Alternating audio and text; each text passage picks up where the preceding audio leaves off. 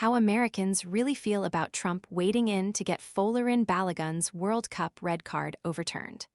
Most Americans believe Donald Trump should not have intervened to help get Folarin Balogun's red card overturned at the World Cup, a new poll has revealed.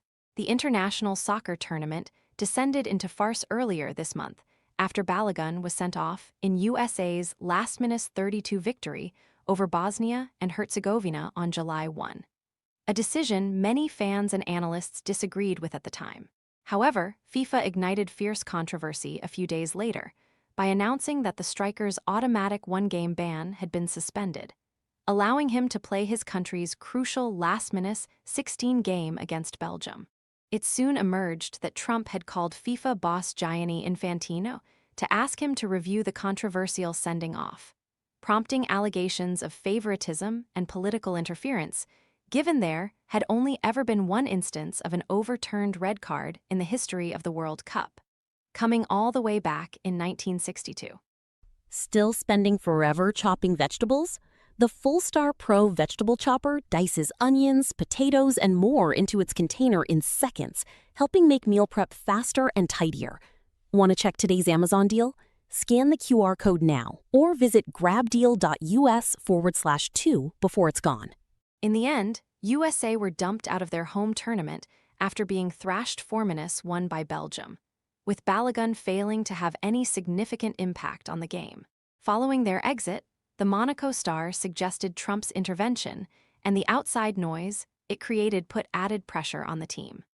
According to a new poll for the Daily Mail by public opinion researchers JL Partners, 35% of Americans opposed their president lobbying Infantino to review Balogun's red card, including 27% who strongly opposed it.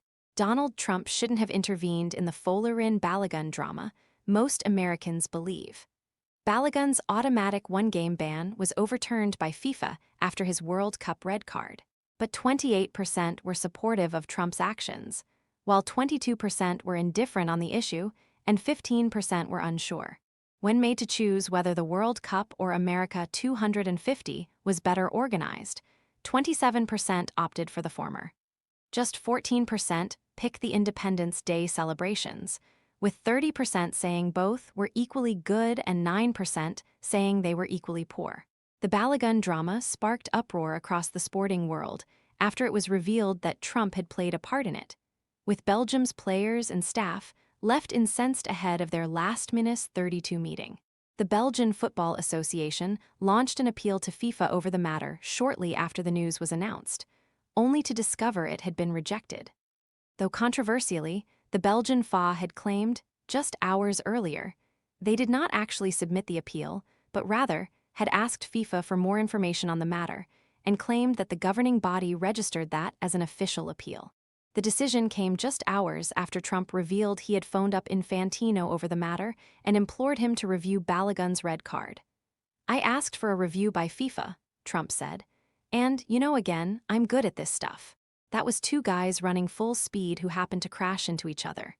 Balogun, didn't do anything wrong, and he's our best player, or one of our best players, a very vital player, and they gave him a red card. Then I started hearing that it means you can't play in the next game, at least in the next game." The striker was sent off for this challenge during their 2-0 win over Bosnia and Herzegovina.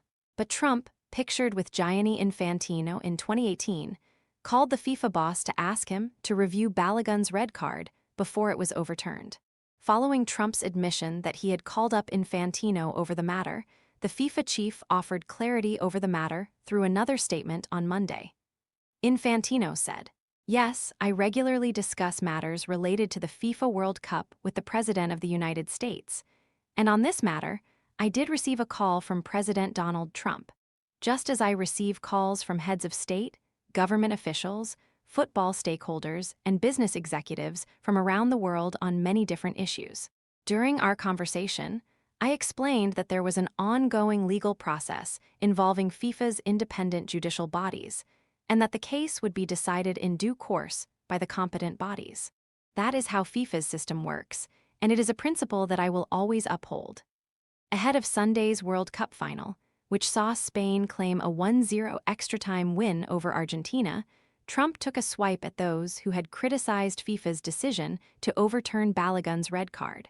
During an event in New York City on Friday, he stood alongside Infantino and backed the FIFA president over his handling of the saga. "You made another great decision," he said. "It was so much better the way it worked out because there's no controversy. Belgium won the game and our team had all of its players."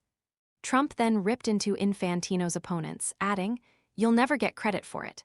Think if he didn't allow Balogun to play, and they lost." Last week, Trump took aim at those who criticized FIFA's decision to allow Balogun to play. But the USA striker recently admitted the whole saga put added pressure on his teammates. They'd say, "We would have won the game if we had our best player." The president's comments came a few days after Balogun appeared on CBS Mornings and admitted the whole saga caused a bit of nerves for his teammates when they faced Belgium. "My initial reaction was that I was happy to be back in the team. But when I started to reflect, I knew it was going to cause a lot of controversy," he said. "And I could almost see within my teammates a bit of nerves because it's something that is so unique. But the closer we got to the game, I tried to just focus as best as I could, but it was difficult. A lot of outside noise, and that's hard to avoid." He added, "It was confusing because the team was practicing without me in the team. I'm almost just playing a supporting role to keep morale high."